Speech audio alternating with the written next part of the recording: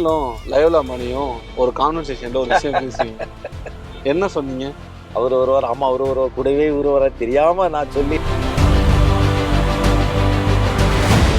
தமிழ்நாட்டுல எத்தனை தொகுதியில தாவேக்கா வெல்லும்? ஆட்சி அமைக்க எத்தனை தொகுதிகள் வேண்டுமோ. வெளியில் தெரியாமல் ஒரு பிரம்மாண்டமான அலை மையம் கொண்டிருக்கிறது.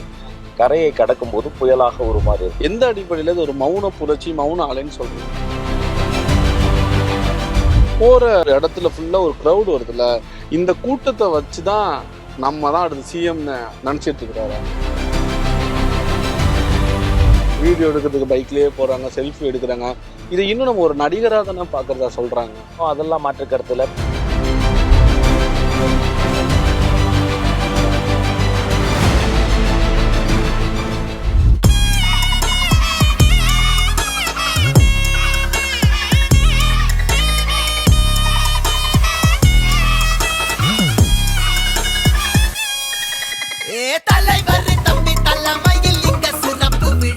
வணக்கம். வணக்கம். எப்படி இருக்கீங்க? மிகுந்த மகிழ்ச்சியாகவும் நல்லா ஓடி ஓடி உழைச்சிக்கிட்டும் இருக்கேன். எப்படி இருக்கு களம்? ரொம்ப நல்லா இருக்கு. இது ஒரு மௌன அலை. வெளியில் தெரியாமல் ஒரு பிரம்மாண்டமான அலை மையம் கொண்டு இருக்கிறது. கரையை கடக்கும் போது புயலாக உருமாறி இருக்கும். எப்போதுமே ஒரு எலெக்ஷன்ல நமக்கு தெரிஞ்சிடும் யாருக்கு ப்ரோ, யாருக்கு டூ, யாருக்கு ஃபார்னு. இந்த எலெக்ஷன் எல்லாரும் மண்டையை பிச்சுக்கிட்டு இருக்கிறாங்க. அவங்களால உறுதியாக சொல்ல முடியல நாங்கள் தான் ஜெயிப்போம், திமுகவிலையும் அதிமுக சொல்ல முடியல. ஏன் தெரியுமா? இங்கே ஒரு நியூ ஃபேக்டர் வந்திருக்கிறாரு, mister Vijay. The name is TVK. அந்த மௌன அலை வந்து ஒரு மாபெரும் புயலாக ஒரு மாதிரி தேர்தல் ரிசல்ட் வர அன்னைக்கு ஒரு மிகப்பெரிய தாக்கத்தை ஏற்படும். மௌன அலை, மௌன அலைன்னு சொல்றீங்க. எங்க இருக்கு அந்த மௌன அலை? உங்க தலைவர் வெளியில வரும்போதெல்லாம் ஒரு கிரௌடு வருது. இந்த கிரௌடெல்லாம் வாக்கா மாறாதுன்னு ஒருத்தவங்க சொல்றாங்க, வாக்கு மாறும்னு சொல்றீங்க. இதை எப்படி எடுத்துக்கிறதுன்னு எங்களுக்கு தெரியல. எந்த அடிப்படையில இது ஒரு மௌன புரட்சி, மௌன அலைன்னு சொல்றீங்க? காசு கொடுத்தோ, கோட்டர் கொடுத்தோ, கோழி பிரியாணி கொடுத்தோ கூட்டம் கூட்டுறது அரசியலில் வாடிக்கை. இது குரல் கொடுத்தாலே கூடக்கூடிய கூட்டம். நாம் எங்கேயாவது விளம்பரப்படுத்துகிறோமா, ஆட்டோ கட்டி போகிறோமா, தலைவர் வருகிறார், அலை கடல் என திரண்டு வாரு, ஞாபகம் இருக்கா? சின்ன வயசுல தான் கேட்போம். அப்படி ஒரு வார்த்தை பிரயோகம் பண்ணதில் மாறாக தலைமை காட்டும் வழிகாட்டி நெறிமுறைகளை தயவு செய்து பின்பற்றுங்கள் அப்படின்னு நான் மைக்கெடுத்து கத்திக்கிட்டே போவேன். யாரும் வராதீர்கள், பெண்கள், அதாவது கூட்டம் வராதீங்கன்னு சொல்லக்கூடிய ஒரே கட்சி வந்து டிவிக்கே தான். அதையும் தாண்டி தன்னெழுச்சி அவங்க வராங்க. ஸோ ஃபஸ்ட்டு நீங்கள் சொன்னதில் வந்து எஸ், தலைவருக்கு வர கூட்டம் யாருக்குமே வராது. இது ஃபினாமினலான ஒரு செட் பண்ணக்கூடிய ஒரு ட்ரெண்டு. விஜய் சாருக்கு முன், விஜய் சாருக்கு பின்னு அரசியலே ரெண்டாக பிரித்து பார்க்கிறேன். கட்சி சார்பை தாண்டி அவர் வருவதற்கு முன்பு ஒரு 60-70 ஆண்டுகளாமா இருந்ததில் இந்த மேடை அமைப்பு, இந்த வாக்கு கேட்கும் ஓட்டப்பில் முறை, அந்த பயண திட்டங்கள், அது எல்லாமே தவிடுபொடியாகி இவர் வருகைக்கு பின் இவர் ஒரு புது பெஞ்ச்மார்க்கை செட் பண்ணுறார். சத்தம் இல்லாமல் ஒரு சரித்திரம் உருவாக்கி கொண்டு இருக்கிறது. இதுதான் மௌன அலை. இது நீங்கள் இப்போ அது கரையை கடக்கும் போது அதோட இம்பேக்ட் தெரியும். அதுக்கப்புறமேட்டு இதுதான் ட்ரெண்டாகவே இருக்கும். ஃபார் எக்ஸாம்பிள், என்னன்னாலும் திமுக ஒரு பாரம்பரியமான கட்சி இல்லை. அவங்க மாநாடு 3 நாள் போடுவாங்க. கவியரங்கம் இருக்கும், பாட்டரங்கம் இருக்கும், பயிலரங்கம் இருக்கும். ஆனால் இன்னைக்கு ரேம்ப் அரங்கம் வந்துருச்சு. அந்த காஸ்டியூம்லேருந்து அப்போ பண்ணட்டும், அவங்களும் பண்ணட்டுமே. அவங்க செல்ஃபி வீடியோ எடுக்கிறதுக்கு நோக்கி நகர்ந்துட்டாங்க. அதனால் நீங்கள் கேட்ட மாதிரி மௌன அலை எங்கே இருக்குன்னா, இப்போ தமிழ்நாடு முழுக்க இருக்க, கன்னியாகுமரி தொடங்கி சென்னை வரைக்கும். இந்த மக்கள் வந்து இன்னும் அரசியல் கட்சி தலைவரா விஜயை பாக்குறாங்களா, ஒரு நடிகராகவே பாக்குறாங்களா? பிகாஸ் ஒரு தலைவர் வரும்போதெல்லாம் ஏறி குதிக்கிறாங்க, ஒரு என்ஜாய் பண்றாங்க, வீடியோ எடுக்கிறதுக்கு பைக்லயே போறாங்க, செல்ஃபி எடுக்கிறாங்க. இதை இன்னும் நம்ம ஒரு நடிகராக தானே பாக்குறதா சொல்றாங்க. இப்போ அதெல்லாம் தவிர்த்துக்கணும், அதெல்லாம் மாற்று கருத்துல தலைமை காட்ட வழிகாட்டு நெறிமுறைகளை ஃபாலோ பண்ணணும். பட் என்னன்னா பிரதர், கொஞ்சம் சிந்திச்சு பாருங்களேன். அவரை தலைவராக மட்டுமா பார்க்குறாங்க? எந்த தலைவருக்கு டெட்டி பேரை கிஃப்டாக கொடுத்து நீங்கள் பார்த்துறீங்க சொல்லுங்கள்? எங்கேயாவது ஸ்டாலின் ஐயாக்கோ கலைஞருக்கோ? மீனிங் என்னன்னா, அவர் வெறும் தலைவராக பார்க்கல, தன்னுடைய ஒரு அண்ணனா, தம்பியா, ஃப்ரெண்டா, தங்க வீட்டு பிள்ளையா பார்க்குறாங்க. எங்கேயாவது கிட்டார் கிஃப்ட் பண்ணி பார்த்துருக்கீங்களா? இல்லைண்ணா, இப்போ நம்ம ஒரு ஜென்சி கல்ச்சர்ல நம்ம வாழ்ந்துட்டு இருக்கோம். இந்த ஜென்சியோட கிஃப்டோ இதை கூட இருக்கலாங்கிறத நம்ம எடுத்துக்கலாம்ல. ஏன் ஜென்சி கல்ச்சர்ல இருந்து உதயநிதி ஸ்டாலினுக்கு ஒரு கிட்டாரையோ ஒரு தம்பூராவையோ அவங்க கிஃப்ட் பண்ணல? மீனிங் என்ன பிரதர்? ஜென்சி மட்டும் கிடையாது, அவர் வந்து ரொம்ப க்ளோஸ் டு ஹார்ட்டாக இருக்கார். இது எமோஷன் தான். இந்த 2026 எலெக்ஷன் என்பது எமோஷன், முழுக்க முழுக்க எமோஷன். நீங்கள் அது சொல்லலாம், இதை சொல்லலாம், டிபேட் பண்ணலாம், பேசலாம். தர்க்கத்தை தாண்டி ஒரு தாக்கம். இது எலெக்ஷனை தாண்டி ஒரு எமோஷன். இது உணர்வு பூர்வமான, உணர்ச்சி மயமாக இருக்கு. இதுவரைக்கும் இந்த திராவிட கட்சிகள் எல்லாம் நம்பாத இந்த கூட்டம் திடீரென விஜயை நம்புறதுக்கு என்ன காரணம் இருக்கும் நீங்க நினைக்கிறீங்க? இதை வந்து சுய பரிசோதனை செய்து கொள்ள வேண்டியது காலத்தின் கட்டாயம். உலகத்திலே ஒரு கட்சியிலங்க கொள்கைக்குன்னு ஒரு பாடல் வச்சு, கொள்கைக்குன்னு ஒரு தலைவர்களை காமிச்சு, அதை எக்ஸிபிட் பண்ணி, எந்த கூட்டமாக இருந்தாலும் கொள்கை பாடலோடு கொள்கை தலைவர் மலர்தூவி மரியாதை பண்ணி தொடங்குங்கிறதே ஒரு நியூ ட்ரெண்டு தான். நம்ம தொகுதி தொடங்கிருச்சு. நான் குழந்தையா இருக்கும் போதுல இருந்து இந்த கூவம் அப்படியே தான் இருக்குது. இது கூவம் இல்லை, பாவம். இந்த கூவத்தை விட்டு கொஞ்சம் தூரம் போயிட்டீங்கன்னு வைங்களேன், மாட மாளிகையெல்லாம் இருக்கும். இந்த மாட மாளிகை ஆப்போசிட்டில் பார்த்தீங்கன்னா இன்னும் ஓலை குடிசை இருக்குது, ஆஸ்பெஸ்டஸ் இருக்குது. அந்த ஃப்ளெக்ஸ் இருக்கும்ல, அரசியல் கட்சி ஃப்ளெக்ஸ், அதை கூரையாக பயன்படுத்தி வாழக்கூடிய தொழில் இருக்காங்க. நான் மாட மாளிகையில் கூட உள்ளே போனேன்னு எனக்கு தெரியாது. இங்கே இருக்கிற ஒவ்வொரு குடிசைகளும் நான் போயிருக்கிறேன். நான் பிறந்ததே எழும்பூர் ஹாஸ்பிட்டலில் தான். அப்போ இப்படிப்பட்ட ஒரு சூழ்நிலையில் எல்லாமே மாறிக்கொண்டு இருக்கிற பொழுது தங்களுடைய வாழ்வாதாரம் மாறலையே, அந்த ஏமாற்றம் அவங்களுக்கு இருக்குது. அதனால தான் திமுக, அதிமுக விட்ட சகல கட்சிகள் மீது 24 26 எவ்வளோ கூட்டணின்னு தெரியல, அந்த சகல கட்சி கூட்டணிகள் மீதும் ஒரு பெரிய அதிருப்தி, ஒரு ஏமாற்றம் வந்து மக்களுக்கு வந்திருக்கு. வேறஸ் விஜய் சாரை வந்து அவங்க ஒரு சேவியரா, ஒரு மீட்பரை பார்க்குறாங்கன்னு நம்ம சொன்னது மிக இல்லை. இந்த தேர்தலில் விஜய்க்கு தான் நான் ஓட்டு போடணும், கண்டிப்பாக விஜய்க்கு தான் நான் பண்ணுவேன், இந்த விஷயத்துக்காண்டிலாம் நான் ஓட்டு போடுவேன்னு மக்கள் சொல்கிற ஒரு 3 பாயிண்ட் சொல்லுங்க பார்க்கலாம். நான் தொகுதியில் போகும்போது பிரதர் அவங்கள கன்வின்ஸ் பண்ணணும் அப்படின்னு போவேன். அரசியலை பொறுத்த வரைக்கும் நம்ம இப்படி வச்சுக்கலாம். முதல்ல கட்டமைப்பு, 2 களப்பணி, 3 கேம்பெயின், கடைசியில் தான் கேன்வாஸ். கட்டமைப்பை சரி பண்ணோம். பூத் ஏஜென்ட் போட முடியாதுட்டாங்க, 68,000 பூத் ஏஜென்ட் போட்டோம். களப்பணி பண்ண முடியாதுன்னாங்க. பெருமையாகவே சொல்வேன், அத்தனை போராட்டங்கள் நான் பங்கெடுத்தேன். ஒரு நாள் முழுக்க உண்ணாவிரதம், இடைநிலை ஆசிரியர் போராட்டம், பல இடங்களில் போராட்டத்தில் அடிபட்டவங்களை ஹாஸ்பிட்டலில் போய் பார்த்து எல்லாமே. இப்போ கட்டமைப்பு ரெடி, களப்பணி ரெடி, கேம்பெயின் தலைவர் கூடவே நான் நின்றுருக்கேன். இவ்வளோத்தையும் பண்ணிவிட்டு இப்போ கேன்வாஸுக்கு நான் போகும்போது நான் சொன்னால் நீங்கள் நம்புவீங்களான்னு தெரில, அவங்க என்ன கேன்வாஸ் பண்ணுறாங்க. எனக்கு ஒரே ஒரு வாய்ப்பு தாங்கம்மா, உங்களுக்காக தமிழக வெற்றி தம்பி, நீ சொன்னாலும் சொல்லாட்டி எங்கள் ஓட்டு விஜய்க்கு தான், விசிலுக்கு தான், போ, இது உங்கள் ஏரியா அப்படின்றாங்க. முத்தாய்ப்பா அது வந்து இது சொன்னதான் உங்களுக்கு அது புரியுங்க. நான் பண்ண போகிற 3 விஷயத்தில் முதல் விஷயம் என்ன தெரியுமா? நான் வாங்க போகிற ஒவ்வொரு வாக்குக்கும் எழும்பூரில் ஒவ்வொரு மரம் நடுவேன். 40,000 வாக்கு வருதா, 40,000 மரம் நடுவேன் எழும்பூரில். அவ்வளோ டிராஃபிக் பொல்யூஷனையும் இந்த மரங்கள் வந்து குறைக்கும். 2, 24/7 ஹெல்ப் சென்டரை நான் ப்ரைவேட்டாக, இப்போ கவர்மெண்ட்னா ப்ரொசீஜர் இருக்குது, ப்ரோட்டோகால் இருக்குது, ஐஏஎஸ், ஐபிஎஸ், பாலிசி மேக்கிங்கு எல்லாத்தையும் கொண்டு வந்து அப்புறமேட்டு இம்ப்ளிமெண்டேஷனு, நான் 24/7 ஹெல்ப் சென்டர் ஓப்பன் பண்ண போகிறேன். 3 ஷிஃப்ட்டு. எனக்கு என்ன பெரிய சந்தேகம்னா, எனக்கே கால் வரும் எலெக்ஷன் நேரத்தில் மட்டும். அந்த திமுக விளம்பரங்கள், ஆதரவு கால்கள், இந்த சர்வேலேருந்து பேசுகிறோம், அங்கேருந்து பேசுகிறோம், அரசியல் நடுநிலைகள், எத்தனை பேர் நான் மறு வச்சுட்டு வருவீங்க. ஆனால் எலெக்ஷன் அப்புறமேட்டு நீங்கள் அவ்வளோ சீக்கிரமாக ஒரு கவுன்சிலரை பார்க்க முடியாது, மினிஸ்டரை பார்க்க முடியாது. அப்போ இதை மாற்றணும்னு எனக்கு ரொம்ப நாள் எண்ணம். நான் கால் சென்டர் போட்டு மற்றவங்களுக்கு கால் பண்ணுறது கிடையாது, மற்ற கால்ஸை ரிசீவ் பண்ணுறதுக்கு.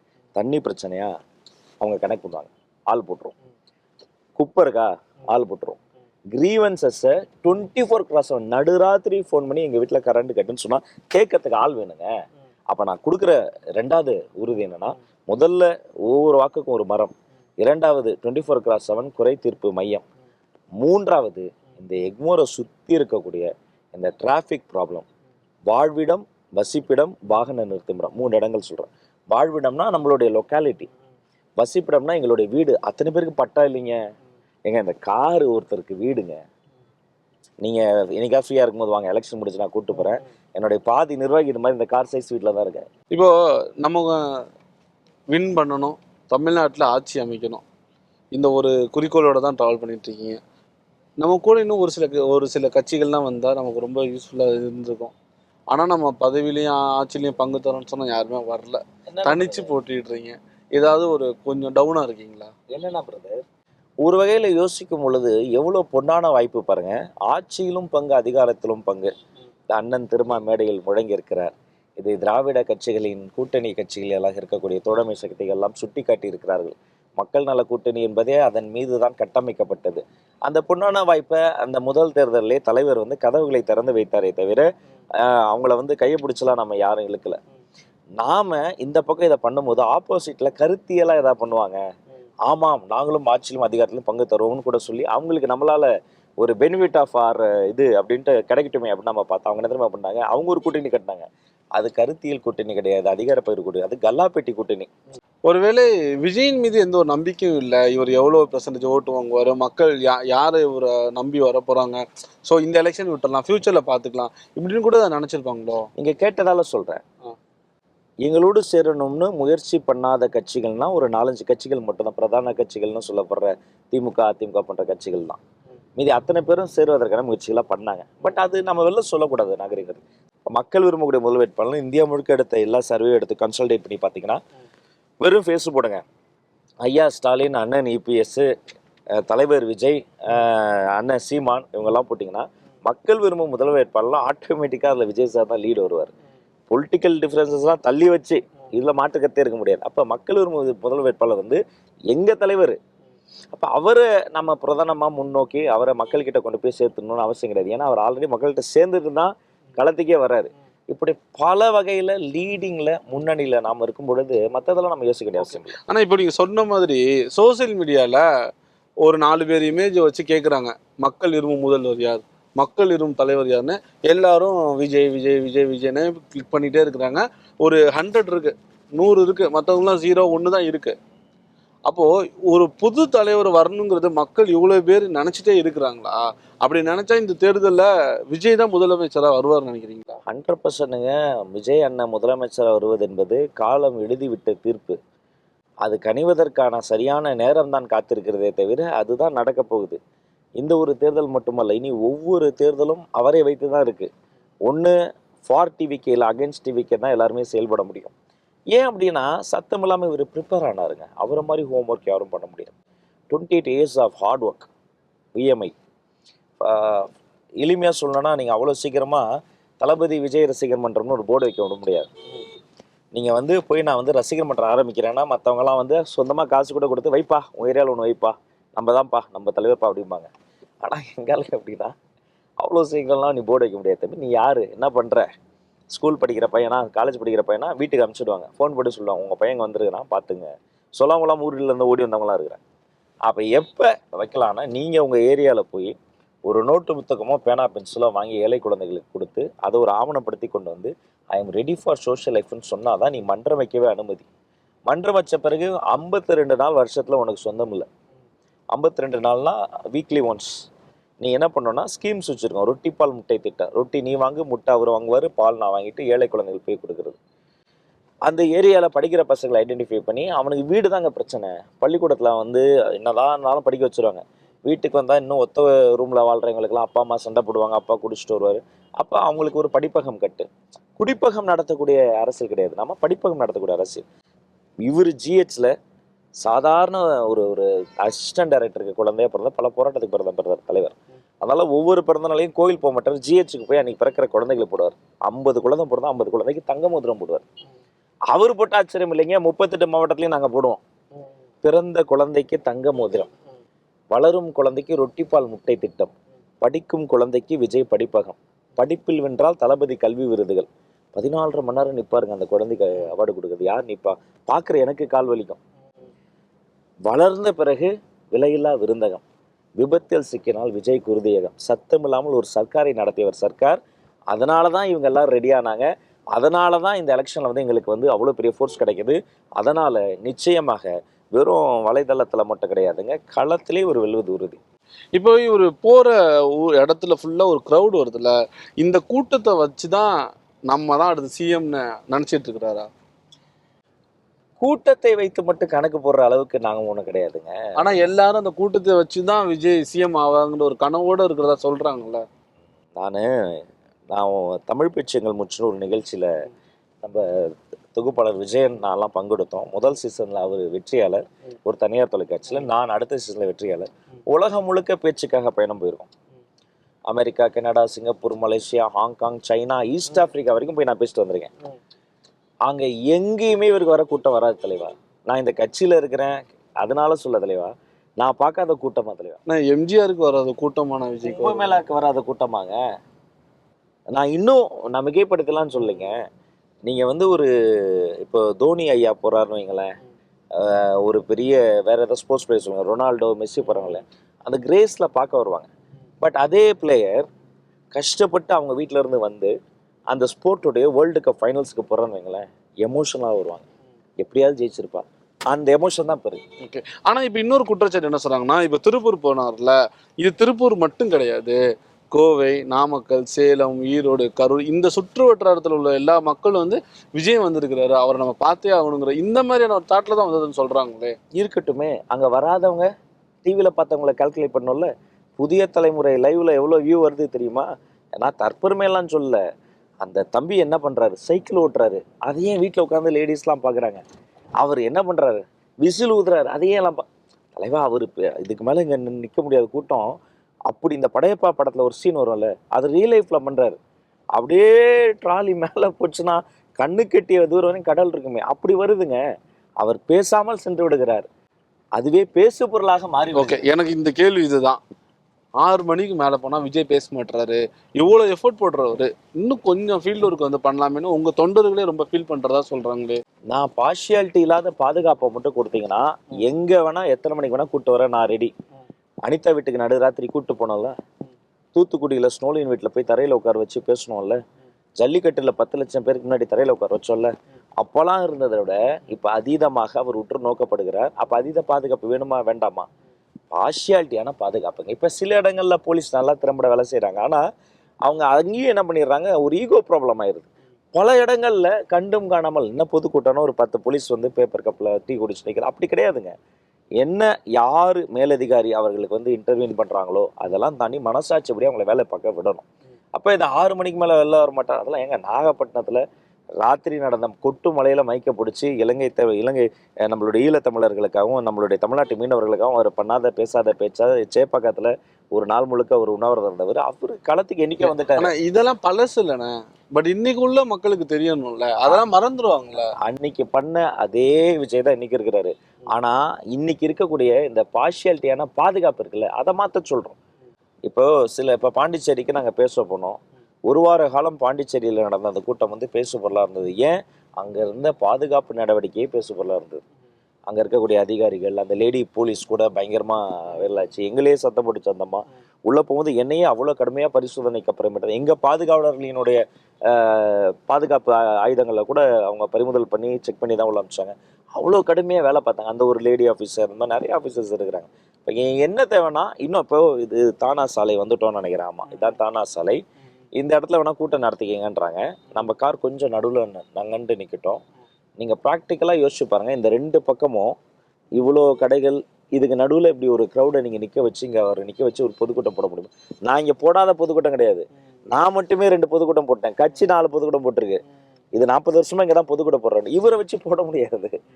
உதயநிதி ஸ்டாலினுடைய தொகுதிக்கு உங்க தலைவர் போகல, எடப்பாடி பழனிசாமியோட தொகுதிக்கு உங்க தலைவர் போகல, ஆனா நான் இருக்கிற தொகுதிக்கு மட்டும் வர்றாரு, இங்க மட்டும் நின்று பேசிட்டு போறாரு. நான் இருக்கிற தொகுதினா என் தொகுதி இதை எல்லாத்தையும் சீமான் சொல்றாரு. அவரு உதயநிதி தொகுதிக்கு போகணும்னு சொல்றாரா, என் தொகுதிக்கு மட்டும் ஏன் வந்தேன்னு கோவப்படுறாரான்னு தெரியலையே. அவரு உதயநிதி தொகுதிக்கோ சீமான் செந்தமிழன் அண்ணன் சீமான் தொகுதிக்கோ அவர் போகல. அங்க போனது காரைக்குடி பிரபுவினுடைய தொகுதி. அவர் இங்க ஒவ்வொரு இடத்துக்கும் போறது வந்து வெறும் மற்றவர்கள் மாதிரி அரசியல் எதிரிகளுக்கு எதிராக பேசுவதற்கு கிடையாது. அவர் எல்லோரையும் நண்பனாக பார்க்கக்கூடிய மனிதர். எல்லா தொகுதிக்கும் போன விஜய் காரைக்குடியில மட்டும் பேசவே இல்லைண்ணே. உங்களுக்காக தான் உங்க தம்பி பேசாம போயிட்டதா ரிப்போர்ட்டர்ஸ்லாம் கேள்வி கேட்குறாங்க. ஒருவேளை தம்பி எனக்காக கூட பேசாம போலான்னு சீமான் சொல்றாரு. ஆனா அண்ணன் தம்பி பாசம் எப்படின்னு இருக்கு? அவர்கிட்ட தான் கேட்கணும். அது அண்ணன்ட்டையும் தம்பிட்டையும் கேளுங்க. எங்க தலைவரை பொறுத்த வரைக்கும் எல்லாருக்கிட்டையும் பாசமா இருப்பாருங்க. அவரு கோபப்பட்டா நெருப்பா இருப்பாரு, கொந்தளிச்சிருவாரு. அவர் பாசத்தை காமிச்சா பனிமழை மாதிரி நம்மளை நனைய வச்சிருவாருங்க. அவரை பொறுத்த வரைக்கும் எந்த ஒரு இடத்திற்கு சென்றாலும் அங்க தன்னால அடுத்தவங்களுக்கு ஒரு டிஸ்டர்பன்ஸ் வருதுன்னா உடனே அங்கிருந்து போகணும்னா அங்கிருந்து கிளம்பிடுவார். ரொம்ப நாளா அமைதியாவே இருந்தவங்க தலைவர் திடீர்னு உண்மையான காங்கிரஸ் எங்க பக்கம் தான் இருக்குன்னு சொல்றாரு. என்ன காரணம்? அதாவது பாலாஜி, ஒரு கட்சியினுடைய தலைவர்கள்லாம் கல்லாப்பட்டி கூட்டணியில வந்து வயப்பட்டிருக்கலாம். ஆனா அந்த கட்சியினுடைய அடிமட்ட தொண்டர்களின் இதயம் இருக்கு பாருங்க, அது உண்மையின் பக்கம் தான் இருக்கிறது. இது கலை யதார்த்தம். இது அந்த தலைவர்களுக்கும் தெரியும். இன்னும் அவங்கெல்லாம் சத்தம் போட்டுக்கிட்டு சண்டை போட்டுக்கிட்டு தான் இருப்பாங்க. திமுக காங்கிரஸ் நீங்க சொல்றீங்க உண்மையான காங்கிரஸ் என் பக்கம் தான் இருக்கு, அவங்க 2 பேத்துக்குள்ள ஒரு சாட்டிஸ்ஃபேக்ஷனே இல்லாம ஏதோ ஒரு கர்டஸிக்கு தான் ட்ராவல் பண்றாங்க. இந்த ரிலேஷன்ஷிப் எப்படி பாக்குறீங்க?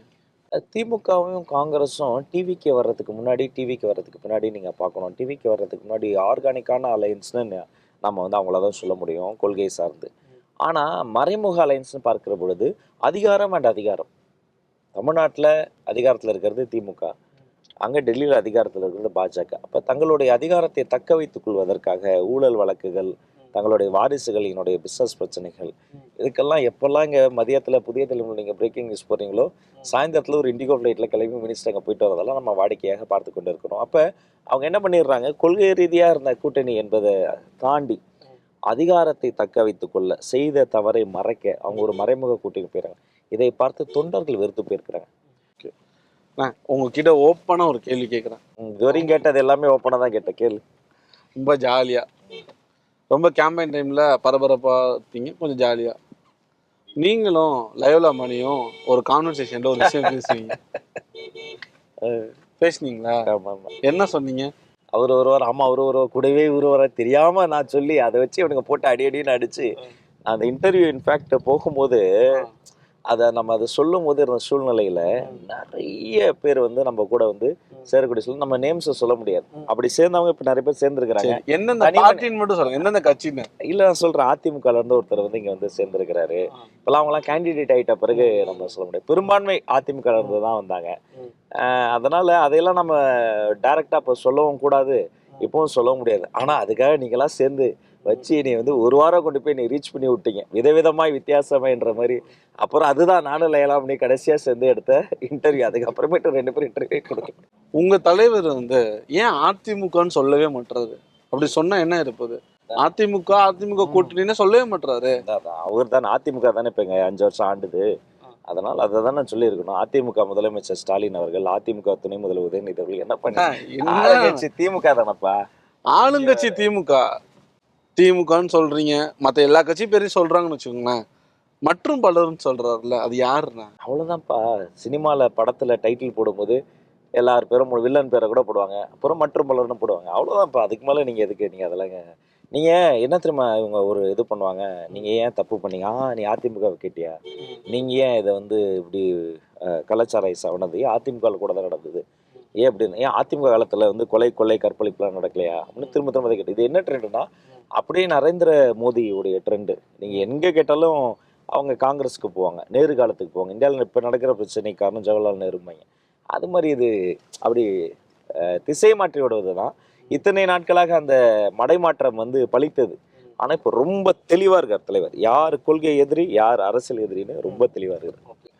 ஒன்று டிவிக்கே, இன்னொன்று டிஎம்கே. அவங்க 2 பேருக்கு நடுவில் தான் போட்டியே. ஆனால் டிஎம்கேக்கும் தமிழ்நாடு விசஸ் டெல்லிக்கு தான் தேர்தல்னு சொல்கிறாங்களே. அதுதான் அவருடைய போன எலெக்ஷன்லேயும் சரி, 4.5 வருஷம் உலகத்தில் வெள்ளை கலரில் குடம் இருக்குங்கிறதே அவர் பிடிச்ச படம் தான் எனக்கு தெரியும். அவருக்கும் உங்களுக்கு சண்டையே கிடையாது. ஆனால் சண்டை மாதிரி உன்னை உருவாக்கி அவர் தான் அந்த ஒரு மீம் நாம் கூட அடிக்கடி இதில் வாட்ஸ்அப்லலாம் பரவாயில்ல, திமுக ஒருத்தர் முஸ்லீமை முதுகில் குத்திக்கிட்டு இருப்பார், சத்தம் போடாதீங்க பாய் பிஜேபி உள்ளே வந்துடும் அவனு குத்திக்கிட்டே இருப்பாங்க, இன்னும் எத்தனை நாளைக்கு எங்களே குத்திக்கிட்டே இருப்பீங்க. அது மாதிரி அது ஒரு ஸ்ட்ராட்டஜியாக அவங்க அதை பண்ணுறாங்க. ஆனால் களம் என்பது டிவிகே வர்சஸ் டிஎம்கே தான். இல்லை மாற்று கற்று கிடையாது. டிஎம்கே வர்சஸ் டிவிகே கூட கிடையாது, டிவிகே வர்சஸ் டிஎம்கே. தொகுதி மறுவரையறை ரொம்ப பரபரப்பாக காலகட்டத்தில் போய்கிட்டு இருக்கு, எப்படி பார்க்குறீங்க? அதை கடுமையாக நம்மளும் எதிர்த்து இருக்கிறோம், அறிக்கையெல்லாம் வெளியிட்டிருக்கிறோம். இந்த சட்டமன்ற தேர்தல் முடிந்த பிறகு எப்படியாவது இந்த கொள்கை எதிரியாக இருக்கிறாங்க பாருங்கள் பிஜேபி, திமுக இங்கே என்னெல்லாம் பண்ணுதோ அதே தான் அவங்க வேறு ஹிந்தி வெர்ஷன் அவங்க பண்ணுறாங்க. ஹிந்தி படத்தை தமிழில் டப்பிங் பண்ணி பார்த்தா என்ன பண்ணுவீங்களோ அதே தான் பண்ணுறாங்க. கிட்டத்தட்ட பாசிசத்துக்கான மூலக்கூறுகள் வந்து அவங்க கிட்ட அதிகமாக இருக்குது. அப்போ இந்த தொகுதி மறுவரை என்பது அவர்கள் தங்களுக்கு தாங்களே சாதகமாக இந்திய அரசியலமைப்பு சட்டத்தை வளைப்பதற்கான முயற்சியால் சட்ட ரீதியாக லீகலாக பண்ணக்கூடிய விஷயங்களை தான் பண்ணிட்டு இருக்காங்க. டே 1லேருந்து இதை நம்ம இது இருக்கோம். சிஏவாக இருக்கட்டும், என்ஏவாக இருக்கட்டும், இப்போ இருக்கக்கூடிய இந்த தொகுதி மறுவரையாக இருக்கட்டும், சாதிவாரி கணக்கெடுப்பு அவங்களும் நடத்தலை, சாதிவாரி கணக்கு ஆய்வை இவங்களும் நடத்தலை. இதெல்லாம் இந்த கடந்த 2.5 வருஷத்தில் டிபேட்டில் அதிகமாக இதெல்லாம் பேசி அத்தனை இடங்களில் வந்து சண்டை போட்டது வந்து நாம தான். அந்த ஒரு இடத்துல மட்டும் எல்லா காவும் திமுக, அதிமுக, விசிக, பாமக, தாவேக்கான்னு எத்தனைக்கா இருந்தாலும் தமிழ்நாட்டை பொறுத்த வரைக்கும் இதை மாதிரியான விஷயங்கள்லாம் நடைபெறுகிற பொழுது அதை வந்து ஒட்டுமொத்தமாக தமிழ்நாடு வந்து எதிர்க்கும். தமிழ்நாட்டில் எத்தனை தொகுதியில் தாவேக்கா வெல்லும்? அதிக பெரும்பான்மையோடு ஆட்சி அமைக்க எத்தனை தொகுதிகள் வேண்டுமோ அத்தனை தொகுதிகளையும் தாண்டி வெல்லும். ஒரு பெரிய சர்ப்ரைஸ் இருக்கும். மக்களை நான் நம்புகிறேன், மக்கள் எங்களை நம்புகிறாங்க. நல்லது நடக்கட்டும், நல்ல கேண்டிடேட்ஸ் வெல்லட்டும், நல்ல தலைமை ஆட்சிக்கு வரட்டும். தாவேக்கா தலைவர் விஜய் பெரம்பூர் திருச்சி கிழக்கு. வெற்றி வாய்ப்பு எங்க அதிகமா இருக்கு? இன்னொரு தொகுதியை விட்டீங்களே, எழும்பூர் அவங்க தாங்க, ம். கோயம்புத்தூர் திருப்பரங்குன்றத்தில் விஜய், மதுரையில் விஜய். அதேதான். 234 சும்மா நான் வந்து இப்படி தலைவரை வந்து போற்றி புகழணுங்கிறதுக்காகலாம் சொல்லலை. எல்லா தொகுதியிலையும் அவர் தான், அவர் முகம்தான். அந்த திருமுகமும் அவர் குணமும் அவரின் எளிமையான அந்த ஒரு அவருடைய அந்த ஒரு இது இருக்கு பாருங்க, அவருடைய அப்ரோச் இருக்கு பாருங்க. நான் பல வாட்டி எங்கள் வீட்டில் சொல்லுவாங்க, ஏங்க அவர்கிட்ட சட்ட கசக்கு இருக்குங்க, சொல்ல மாட்டிங்களா? அம்மா அவர் சட்ட கசங்கின பற்றி யோசிக்கிற மனநிலையாக இருக்காரு. அவர் நாடே கசங்கி கிடக்கு, அவ்வளோ பிள்ளைங்க கஷ்டப்படுறாங்க, அதை பற்றி அவர் யோசிச்சுட்டு இருக்காரு. அந்த நகர்வலம் ஒரு கடைக்கோடி தொண்டன் எனக்காக எழும்பூருக்கு வந்து என்னை கூட ஏற்றிட்டு, அந்த தான் வீட்டில் படிக்கிற குழந்தைய வீட்டுக்கு கெஸ்ட் வந்தால் தூக்கி காட்டுவாங்களா, இவன் கவிதை சொல்லுவான், இவன் நல்லா பாட்டு பாடுவான் பாருங்க காட்டுவாங்க. அது மாதிரி அங்கே இருக்க மக்கள்லாம் என் கையை பிடிச்சி தூக்கி தூக்கி காமிச்சு கட்டி பிடிச்சி யாருங்க பண்ணுவா? அப்படிப்பட்ட ஒரு மனிதனுங்க. இது வந்து எல்லாருக்கெல்லாம் அமையாது. இது வந்து கடவுள் கொடுத்துருக்கக்கூடிய ஒரு மிகப்பெரிய வாய்ப்பு, காலம் தந்திருக்கக்கூடிய ஒரு மிகப்பெரிய வரம். அப்படிப்பட்ட ஒரு சூழ்நிலையில் அவர் ரொம்ப டேன் ஆயிட்டார். அந்த நகர்வலம் அப்போ நான் கூட இருந்து பார்த்தேன், அவர் கையில் ரத்தம் வழிகிறது. நான் பதறிட்டேன். நான் சொல்லிலாம் நினச்சிட்டேன், ஐயா பரவாயில்ல நம்ம உட்காந்துடலாம், ஏன் இவ்வளோ ஒன்றுமே பண்ணல. அவர் அந்த ரத்தத்தை தொடச்சிட்டு சிரிப்பை நிறுத்தாமல் அவ்வளோ, அது ஒருத்தங்க தூக்கி போட்ட பொக்கையை பிடிச்சாரு பாருங்க, அதுலேருந்து முள் அப்படி கிழிச்சிருச்சுங்க அவர் கையை. கண்ணால் பார்த்தேன் ரத்தம். ஒருத்தங்க ஒரு பொருளை வீசுகிறாங்க, கண்ணாடி பிடி போகிறோம், அது இப்படி இது பண்ணிட்டு போகுது. ஒரு வாட்டர் பாட்டில் அவர் தண்ணி குடிக்கணும் தாகமாக இருக்கும், ஒருத்தங்க வாட்டர் பாட்டில் வீசுகிறாங்க, அது இப்படி போகுது. அவ்வளோத்தையும் தாண்டி அவர் நிற்கிறாருன்னா, கல்லடிக்கும் சொல்லடிக்கும் காயப்படாது ஒரு இரும்பு இதயத்தோடு அவர் நிற்கிறார். இவ்வளோ வழிகளை தாண்டி அவ்வளோ கஷ்டப்பட்டு ஏன் இந்த காலகட்டத்தில் அவர் தேர்தலுக்கு வரணும்? முன்னாடியே ரொம்ப சின்ன வயசுலேயே ஒரு ஆழ் மனசில் சில விஷயங்கள் வந்து ஆழமாக அவர் விதை போட்டான்னு வைங்களேன், அவர் மைண்ட் அதுக்கு ஒர்க் பண்ணிகிட்டே இருக்கும். கிட்டத்தட்ட அவருக்கு ரொம்ப பிடித்தது எதுனா, தமிழில் ஏகாந்தம் அப்படின்னு சொல்லுவாங்க, தனிமை. தனிமையில் ஒரு மனிதன் வந்து தனியாக உட்காந்து ஒரு மனிதன் சாப்பிட பழகிட்டான்னு வைங்களேன், அவர் வந்து அந்த மைண்ட் செட் ரொம்ப ஸ்ட்ராங்காக இருக்கும். இப்போ நான்லாம் சாப்பிடும்போது கூட யாராக இருந்தால் தான் சாப்பிடுவேன். 4 பிறந்த அதோட நம்ம பேசிக்கிட்டே இருப்போம் இல்லையா, ஒரு வாங்க பேசிக்கிட்டு போவோம், ஒரு பேச்சு துணையாக இருக்கும் அப்படின்ட்டு ஏதோ ஒன்று பண்ணிகிட்டே இருப்போம். ஒரு முழு நாள் அவரால் பேசாமல் இருக்க முடியும். அவருடைய கண்கள் பேசும், அவருடைய ஒளி பேசும், அவருடைய முகம் பேசும், அவர் பேசவே மாட்டார். அப்போ ஆழமான ஒரு மனதில் அவருக்கு வந்து போட்ட ஒவ்வொரு செய்தி, சிந்தனை, ஆசை இன்னொன்னே அவர் அச்சீவ் பண்ணியிருக்கார். அது திரைத்துறைக்கு வந்தது, அதன் உச்சம் தொட்டது, மக்கள் பணி தொடங்கியது, மன்றம் கட்டியது, சமூக பிரச்சனை நின்றது. நானும் ஒரு 8 படம் நடிச்சிருக்கேன், 2 வெப்சீரிஸ் நடிச்சிருக்கேன், கணக்கணும் காலங்களில் வாத்தியாரெல்லாம் வந்திருக்கேன். ஒட்டுமொத்த சினிமா இண்டஸ்ட்ரியும் அத்தனை சுலபத்தில் ஜல்லிக்கட்டுக்கு ஆரம்பத்தில் ஆதரவு தரல.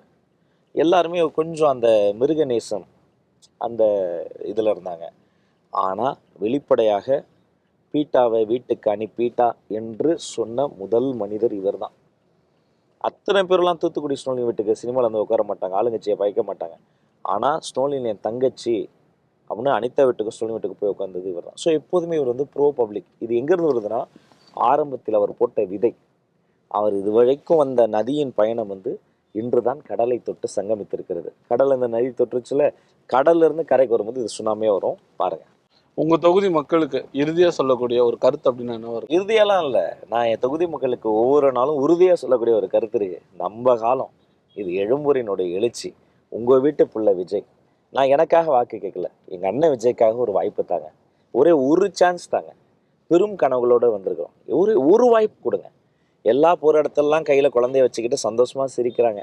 அந்த குழந்தை என்னைய பார்த்து சிரிக்குது. அந்த குழந்தை நம்ம கட்சி பேரை சொல்லுது. நான் கிட்ட போய் குழந்தைங்க சொல்லுவேன், கல்வி தான் உனக்கு உயர்த்தம், ஸ்டடீஸ் ஃபர்ஸ்ட், நாங்கள் பார்த்துக்குற அரசு, நீ படிப்பேன்.